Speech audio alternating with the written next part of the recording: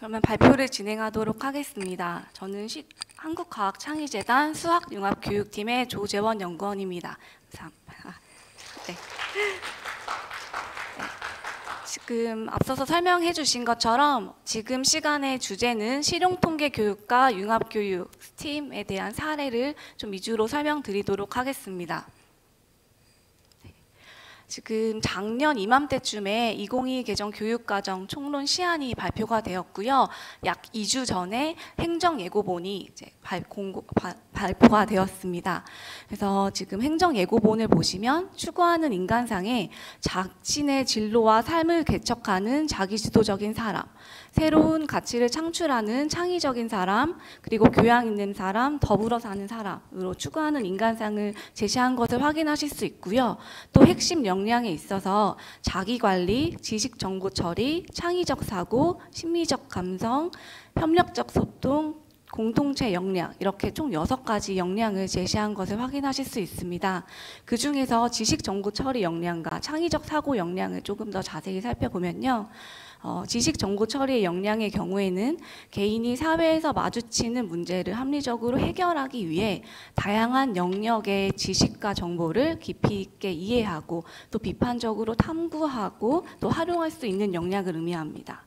그리고 창의적 사고 역량의 경우에는 다양한 분야의 지식, 기술, 경험을 모두 융합적으로 활용을 해서 서로 다른 생각과 논리 간의 상호 관계성을 통합적으로 고려하여 이제 새로운 것을 창출하는 역량이라고 지금 정의를 내리고 있는데요. 이는 또한 또 이제 교수학습 방법으로 융합적으로 사고하고 창의적으로 문제를 해결하는 능력을 제시하고 있습니다. 이는 결국에 교과 내 교과 간 연계해서 또 융합교육을 함께 진행함에 따라 실현 가능하다라고 보실 수 있겠습니다. 보다 구체적으로 2022 개정 수학과 교육과정 주요 내용을 보시면요. 지금 총론 교육과정에서 추구하고 있는 인간상과 연계해서 수학과 교육과정에서 제시하는 그 핵심 역량은 문제 해결, 추론, 그리고 의사소통, 연결, 정보 처리 이렇게 5개의 역량을 수학 교과 역량으로 제시하고 있습니다. 이를 또다시 지식 이해, 과정 기능, 가치, 태도까지 이 세 범주로 내용 체계를 구성을 해서 이렇게 수학적 역량을 함양을 이제 제시하고 있는데요. 그 두 번째 표 보시면은 미래 지향적 수학학습 내용을 재구조하기 위한 내용이 정리가 되어 있고 그 중에서 실생활 자료 중심의 통계교육 재구조화가 포함된 것을 확인하실 수 있겠습니다. 그리고 세 번째로 학생의 삶과 성장을 추구하는 교수학습 및 평가 모색하는 내용이 포함이 되어 있는 것을 보실 수 있겠습니다. 이러한 내용은 모두 교육과정 총론에 바탕을 하고 있는 것이고요. 그 중에서도 보다 더 구체적으로 통계적 문제 해결 과정을 좀 경험을 확대하기 위해서 통계와 관련된 교육 과정이 재구조화된 것을 보실 수 있겠습니다. 특히 초등에서는 기존과 다르게 탐구 문제 설정하기, 자료 수집하기와 같은 내용이 구체적으로 제시가 되어 있고요. 중학 과정의 경우에는 중앙값, 채빈값과 같은 대표값, 그리고 상대도수, 그다음에 도수분포표와 같은 내용이 포함이 되어 있고 2학년에서는 경우의 수와 확률에 대해서 학습을 합니다. 그리고 3학년에서는 삼포도, 그다음에 두 변수의 어떤 관계 분석에 대한 내용으로 재구조화되어 있음을 확인하실 수 있습니다. 그리고 고등의 경우에는요, 확률과 통계 과목에 있어서 2015 개정 교육과정에서는 빠졌었던 이 모비율에 대한 내용이 다시 추가된 것을 확인하실 수 있고요. 또 융합 선택 과목에 있어서 실용통계 과목이 신설된 것을 보실 수 있겠습니다. 그러면 이제 실용통계 교육을 하기 위해서 가장 중요한 것이 통계적 소양, 통계적 추론 능력 함양이라고 보실 수 있겠습니다. 통계적 추론이라는 그 통계적 과정을 이해하고 설명할 수 있으며 통계적 결과를 완전하게 해석할 수 있는 것이라고 정의하고 있는데요.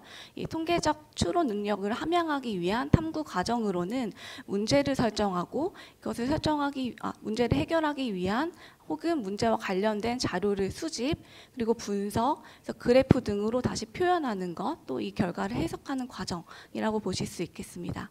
그 오른쪽에 있는 표는 학생 통계활동 대회 우수작 사례이고요.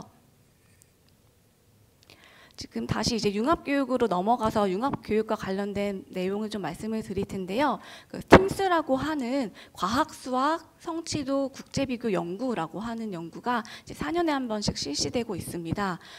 우리나라도 1995년도부터 이 팀스 연구에 합류를 해서 이제 4년에 한 번씩 평가를 연구에 같이 참여를 하고 있는데요. 우리나라 초등학교, 중학교 학생들의 수학과 과학에 대한 성취도가 어떨 것 같으세요? 약 여기 이제 매년 조금 참가하는 그 나라는 조금 다르지만 약 50개에서 60개국이 참여를 하고 있습니다. 그 중에 우리 학생들은 항상 한 손에 들 만큼 굉장히 높은 성취도를 보이고 있는데요.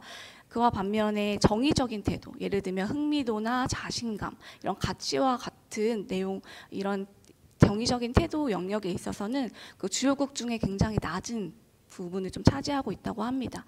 그래서 왜 이렇게 성취도는 높지만 이러한 정의적 태도 영역이 낮을까를 생각을 해봤을 때 그 원인으로 학교에서 진행되는 이제 선생님 중심의 일방적인 지식 전달 그리고 암기식 수업이 학생들의 흥미도나 관심을 좀 떨어뜨리지 않았을까?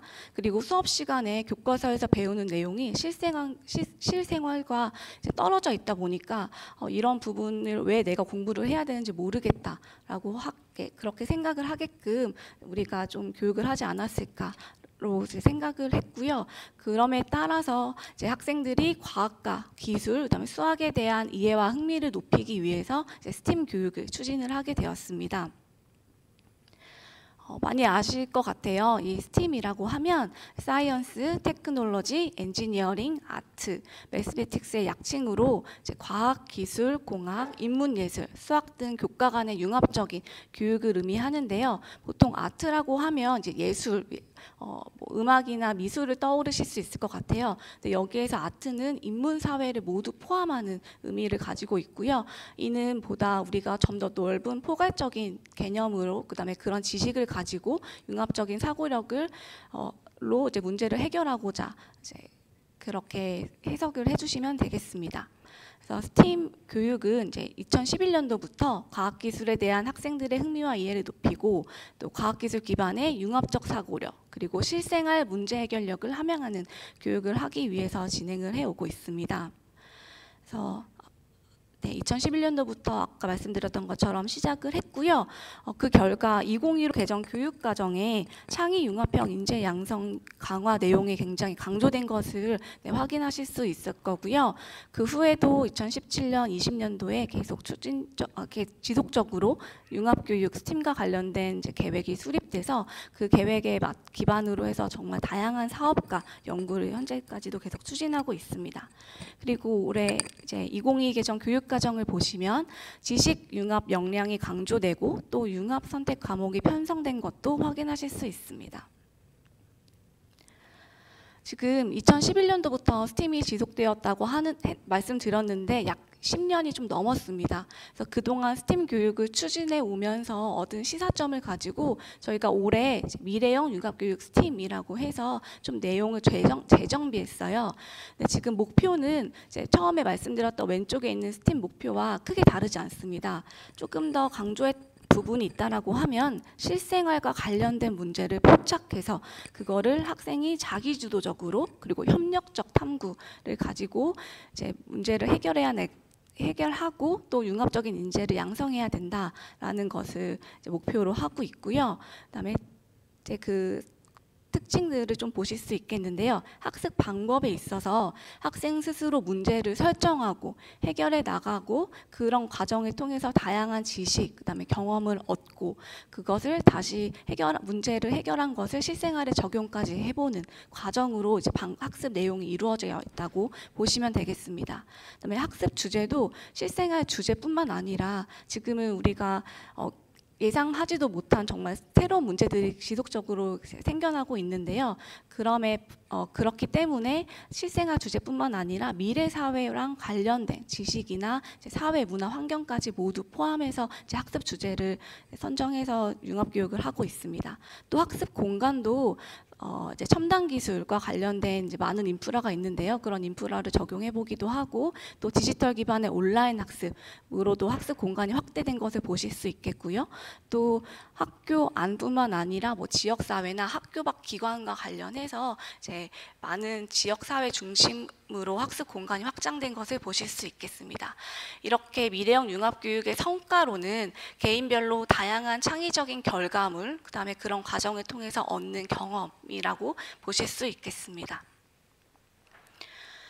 원래 그 스팀 교육을 저희가 예전에 진행을 할 때는요, 교사 중심으로 구성 요소를 이제 정리를 해서 선생님들께 그렇게 수업을 해라라고 말씀을 드렸었어요. 근데 지금은 학생 주도적인, 그다음에 학생의 경험이 굉장히 강조되기 때문에 학생의 역할과 교사의 역할을 구분해서 지금 말씀을 드리고 있습니다. 지금은 학생의 역할만 지금 보실 수 있겠는데요. 학생의 역할을 보시면 학생 스스로 본인이 겪고 있는 문제가 무엇인지 탐색을 해봐서 문제를 하나 선정을 하고요. 그 문제를 해결하기 위해서 다양한 지식과 그다음에 기술들을 통해서 문제를 해결해 봅니다. 그런 과정을 통해서 자기주도적인 학습과 그다음에 협력이 일어나겠고요. 그다음에 그런 경험과 개별적인 성찰을 통해서 학생 주도적인 그다음에 실생활 문제를 해결할 수 있는 융합교육 스팀을 경험하고 이제 운영할 수 있다라고 보시면 되겠습니다. 이때 학생들이 상황 관련된 문제를 정의할 때 교사의 역할은 실생활 주변의 다양한 상황을 먼저 제시해 줄 수 있을 것 같고요. 또 학생들이 이제 문제를 해결해 나가는 과정에 있어서 교사의 역할은 아이들이 어떻게 해결해 나갈지 어려워할 때 이제 문제를 해결하기 위한 지식이나 도구의 활용을 좀 유도해 줄 수 있겠습니다. 그리고 자기 주도적인 성찰 과정에 있어서는 이제 피드백과 아낌없는 격려를 통해서 교사는 학생의 학습을 위한 어떤 보조 역할로 이제 봐주시면 되겠습니다. 근데 이렇게 융합교육 스팀에서 추진해 오고 있는 내용이 결국에는 아까 앞서서 같이 보았던 통계적 추론 과정과 거의 동일하다고 보실 수 있겠습니다. 이제 아까 통계적 추론 과정에 있어서는 문제를 설정해서 자료를 수집하고 해석하고 이제 결과까지 도출해 나갔다라고 보면은 이제 이해가 되실 거라 생각합니다. 저희 이제 한국과학창의재단에서는 융합교육 추진 구조가 이와 같습니다. 크게 5개이고요. 이제 세부적으로 살펴보면 선도그룹 육성 지원이라고 해서 지금 301개의 스팀 선도학교를 운영하고 있고요. 이 스팀 선도학교는 학교 과정에서 스팀과 관련된 내용을 이제 학교 현장에 적용해보는 그런 과업을 해오고 계시고요. 또 매년 조금씩 다르긴 하지만 작년과 올해는 250개 팀의 스팀 교사 연구회를 운영하고 있습니다. 그래서 선생님들이 주체적으로 교사 연구회를 이제 꾸리셔서 스팀과 관련된 프로그램을 개발하시고 또 어떻게 하면 학생들에게 더 쉽게 융합교육을 체험해 볼 수 있을까라는 내용을 이제 많이 연구를 하시면서 학교 현장에 적용해 보고 이를 통해서 많은 학생들이 스팀 교육을 학교 현장에서 자연스럽게 경험을 하고 있습니다. 그 다음에 국립학교를 중심으로 학교 내 무한상상실을 운영하고 있는데요. 이제 한번 운영을 하게 되면 3년간 운영을 하게 됩니다. 그래서 올해는 국립초등학교, 고등학교, 그 다음에 신규 특수학교 5개 교까지 총 30개 학교를 지원하고 있습니다. 그다음에 융합교육이 잘 추진되고 학교 현장에 잘 운영이 되려고 하면 교원의 역량이 굉장히 중요하다고 보실 수 있겠습니다. 다양한 과정에 이렇게 원격 연수들이 있고요. 또 올해는 처음으로 모듈형 연수라고 해서 선생님들이 본인이 필요한 연수를 짧게 선택하셔서 들으실 수 있도록 3자시짜리 8개 과정을 신규 운영하고 있습니다. 그다음에 다양한 주제로 콘텐츠도 개발하고 있고 학생 주도적인 내용 스팀이 중요하기 때문에 학생 체험 탐구 활동을 강화하기 위해서 이제 학교 밖 기관에 굉장히 좋은 뭐 연구소나 기업들이 있죠. 거기에서도 융합교육을 개발을 하셔서 학생들이 거기 가서 실제로 체험해보고 또 진로까지 고민해볼 수 있는 사업을 운영하고 있고 또 고등학생 대상으로 하는 스팀 RN이라고 하는 과제가 있어요. 그래서 학생들이 주체적으로 본인들의 문제를 포착해서 해결해 나가는 그런 과정을 통해서 교육부 장관상과 창의재단 이사장상을 수여하고 있습니다. 그 외에 이제 제도화 및 인프라 구축을 위해서도 다양한 사업과 연구를 추진하고 있는데요. 이러한 사업을 바탕으로 이제 개발된 사례를 좀 보여드리려고 합니다. 지금 가지고 온 사례는요, 초등학교 대상으로 개발된 융합교육 프로그램이고요. 에너지 스타트업이라고 하는 주제로 선생님께서 개발을 해주셨는데요. 이 프로그램이 개발된 배경과 개요를 간단히 살펴보시면 지금 2022 개정 교육과정 에서는 지금 포용적인 인재, 미래 인재상을 중심으로 해서 4차 산업혁명과 코로나 등의 미래 사회에 대응할 수 있도록 저희가 학생들의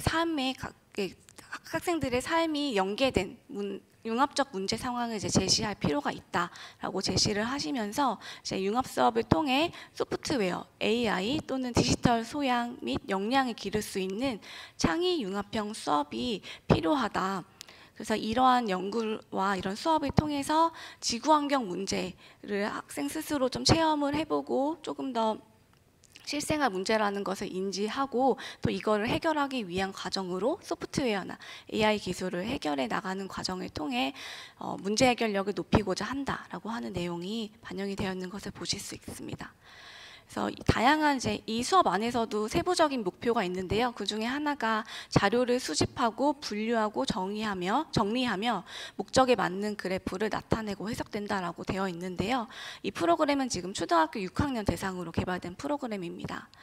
보시면 처음에는 이제 나의 에너지 이용 실태를 학생들이 한번 살펴보는 거예요. 선생님이 주신 책을 가지고 다 읽어보고 이와 관련된 우리의 실생활과 관련된 지금 실태를 함께 논의하는 과정을 갖고요. 그 다음에는 한국전력 홈페이지에 들어가서 일일 전력 수급 현황과 월별 평균 최대 전력 수치 데이터를 수집해서 그렇게 수집한 데이터를 그래프로 시각화하고 이것을 해석합니다. 그래서 이렇게 해석한 결과를 바탕으로 우리가 전력 사용량을 줄일 수 있는 방법이 무엇이 있을까 토의도 해보고요. 또 엔트리라고 하는 소프트웨어를 활용해서 이렇게 전력 현황판까지 만들어 볼 수 있습니다.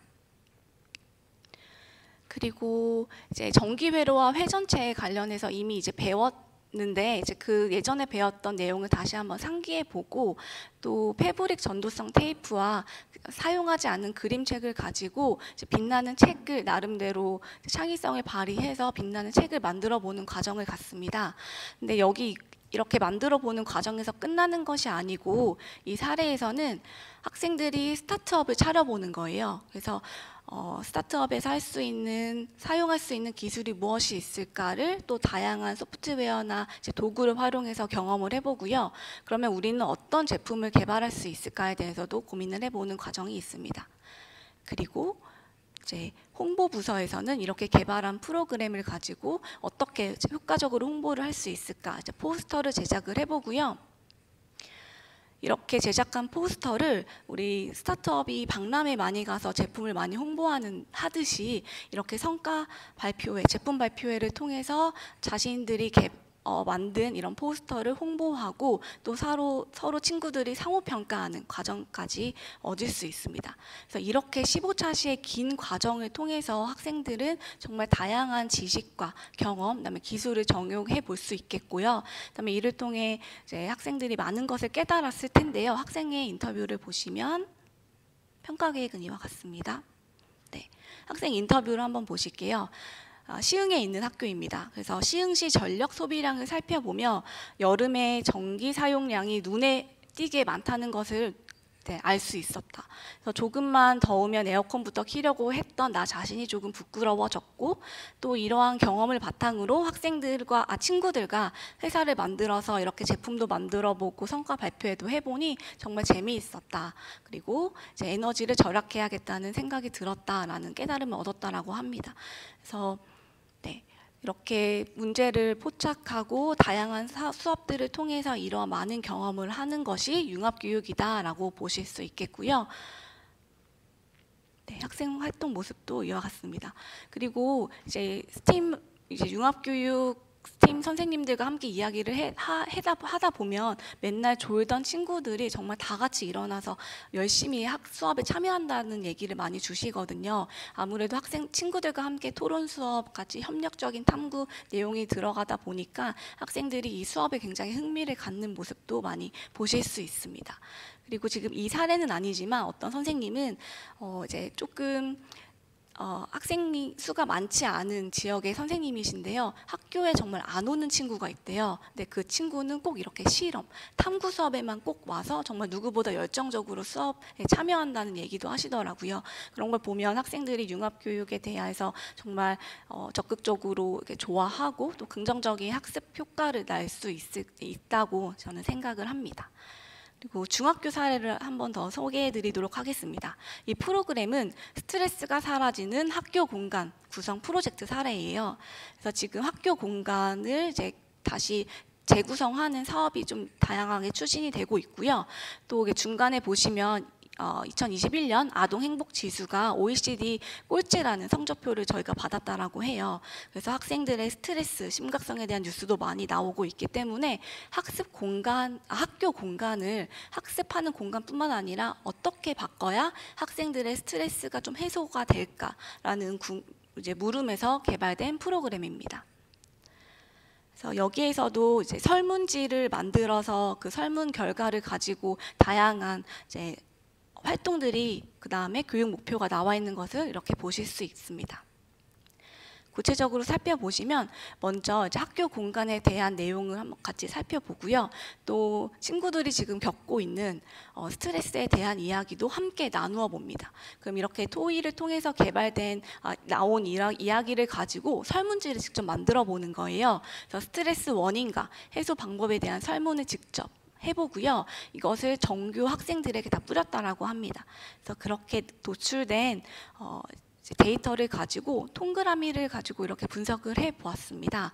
보시면 이제 연속형 데이터나 범주형 데이터를 구분해서 거기에 맞는 적절한 그래프 형태를 선택할 수 있도록 선생님은 지도했다라고 하고요. 또 이제 그래프를 해석하면서 얻었던 점을 알게 된 점을 학습 활동지에 정리해 보는 과정을 가졌습니다. 그래서 이러한 결과를 가지고 그러면 우리 학교 학생들이 왜 스트레스를 얻는지 거기에 대한 해소 방법이 무엇인지 정리를 해본 이렇게 통계 결과를 도출하고요. 이를 통해서 이제 새로운 학교 공간을 설계해 보는 과정이에요. 근데 저희가 예전에 저 학교 다닐 때 설계해 보라고 하면 정말 스케치북에 연필이나 뭐 색연필 가지고 설계해 봤던 것밖에 생각이 나진 않는데요. 요즘 친구들은 이렇게 3D 프로그램을 활용해서 직접 많은 경험을 하고 있다고 합니다. 그래서 룸 플래너라고 하는 3D 공간 플랫폼 프로그램인데요. 이 프로그램을 함께 적용해 보면서 실제로 학생들이 이러한 수업 산출물을 얻어냈다고 합니다. 그래서 친구와 대화할 수 있는 공간을 이렇게 구성해 보거나 혼자 쉴 수 있는 공간 이렇게 만들어 보기도 했습니다. 보시면 되게 작은 방처럼 보이죠. 이렇게 3D 프로그램을 중학교 학생들이 해봤다라고 하는 것이 굉장히 놀랍기도 하고요. 또 소모임을 할 수 있는 공간까지 이렇게 개발했다라고 합니다. 확실하진 않지만 중학교 1학년 학생들이기 때문에 이렇게 3D 공간을 구성해 볼 수 있는 프로그램은 아마도 이 수업을 통해 처음 배워봤을 거라 예상을 하는데요. 처음 한 것 치고는 굉장히 훌륭한 산출물이라는 생각을 합니다. 교사 인터뷰를 보면은 지금 이 학교가 내년부터 그린 스마트 미래학교 사업이 추진된다라고 해요. 근데 사업을 추진할 때 있어서도 이제 학생들의 의견들을 좀 모을 수 있는 좋은 계기가 되었다라고 볼 수 있겠고요. 또 학생의 경우에는 통계는 어려운 것이라고만 생각을 했는데 이렇게 친구들과 스트레스를 왜 느끼고 어떻게 푸는지를 이야기해 보면서 이런 과정이 참 재밌었다라는 생각을 들었다고 합니다. 그리고 3D로 막상 공간을 설계해 보니 2D로 할 때는 생각하지 못했던 부분들까지 고려해 봄으로써 또 다양한 경험과 지식을 얻을 수 있었다고 생각이 됩니다.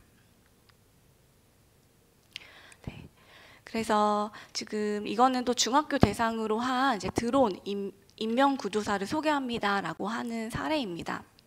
그래서 보시면 지금 교육 목표는 우리나라에서 발생할 수 있는 자연재해에 대해서 알아보고 또 자연재해가 발생했을 때 인명을 구조할 수 있는 드론을 설계하고 비행시킬 수 있다라고 하는 교육 목표를 가지고 과학, 기술과정, 수학, 미술 이 4개의 교과를 함께 융합해서 개발한 프로그램입니다. 지금 보시면 교과별 교육과정 목표도 사실 이거에 비해 더 많은 내용이 있었긴 했는데요. 주요 내용만 가지고 왔습니다.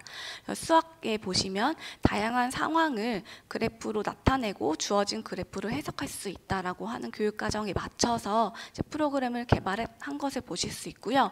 제가 총 이제 3가지 사례를 보여드렸는데 이런 것을 사례를 통틀어서 봤을 때 결국 실용통계도 모든 스팀 분야, 그다음에 사회과학 분야 탐구에서 유용하고 또 이것은 꼭 써야만 하는 도구이다. 그 다음에 이러한 융합교육 수업을 통해서 이제 모든 학생들이 실용통계 학습 기회를 이제 제공받을 필요가 있겠다라는 것을 보실 수 있겠습니다.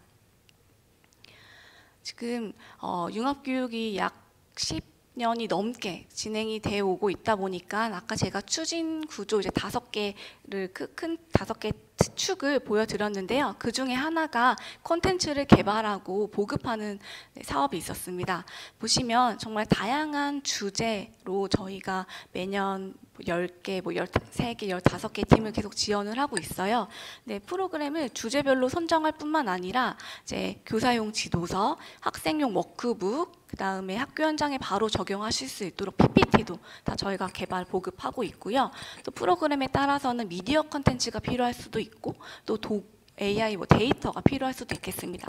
그래서 개발한 프로그램별로 각 세트들을 모두 개발을 해서 저희 창의재단의 스팀 사이트에 이제 업로드를 해놔서 선생님 누구나 자신이 원하는 주제나 어떤 학습 내용을 가지고 검색을 하시면 필요한 데이터를 얻어 가실 수 있도록 저희가 운영을 하고 있습니다. 그래서 이렇게 저희 재단에서 운영하고 있는 스팀 사이트고요. 여기는 제가 프로그램 개발 사업을 통해서 나온 산출물만 이렇게 정리를 해놨는데 사실 다양한 사업들을 운영하고 있기 때문에 더 많은 자료들이 있습니다. 예를 들면 교사연구회가 매년 250개 팀을 운영하고 있다고 했는데 17년도부터 개발을 했으니 지금 교사연구회만 봐도 정말 1000개가 아니죠. 2000개가 넘는 그런 산출물이 있을 거고요. 그다음에 학교 밖 운영 기관이라고 하는 사업을 아까 한다고 말씀드렸는데 그렇게 사업을 통해서 개발된 프로그램들도 모두 다 여기가 업로드되어 있습니다. 지금 제가 주소를 적어 놓긴 했는데 이렇게 주소 이제 외우시긴 당연히 어려우실 테니까 포털에 스팀 교육, 융합인재 교육 검색하시면 교육부와 한국과학창의재단이 운영하고 있는 스팀 사이트에 접속이 가능하십니다. 네, 그럼 여기까지 제 발표를 마치도록 하겠습니다. 혹시 질문사항 있으면 답변 드리도록 하겠습니다.